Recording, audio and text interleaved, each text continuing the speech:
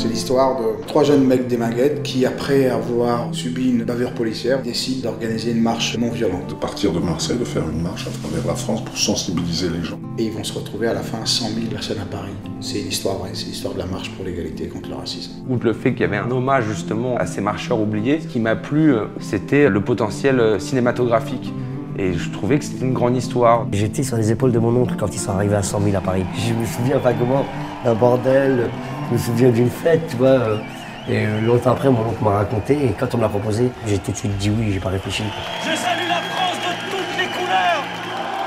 L'idée de Nabil, c'était pas de faire un film nécessairement engagé ou de dénoncer quelque chose, c'était vraiment aussi de raconter une histoire. C'est un film qui a la volonté de rassembler le plus de monde possible. C'est pas un film d'auteur radical pur et dur, c'est pas du tout un documentaire. C'est l'aventure humaine qui m'intéresse. Comment se fait-il que des jeunes face à la violence, ils décident à un moment donné, parce qu'ils n'ont plus de possibilité de répondre par la non-violence. J'aimerais qu'à travers ce film, on se rende compte à quel point on est français, tu vois, à quel point on le revendique, à quel point on en est fier. Parfois, quand tu fermes les yeux, ça pourrait être totalement des dialogues d'aujourd'hui. Et je pense que c'est le moyen aussi d'attirer des gens qui n'ont pas connu cette époque, c'est de leur dire vous n'avez pas connu, mais en fait vous vivez la même chose. Dire qu'on va faire une histoire sur des mecs de banlieue qui sont non-violents, qui ont comme référence Gandhi, certaines personnes m'auraient dit bon, oui. Heureusement que c'est une histoire vraie, parce que sinon personne n'aurait pu y croire.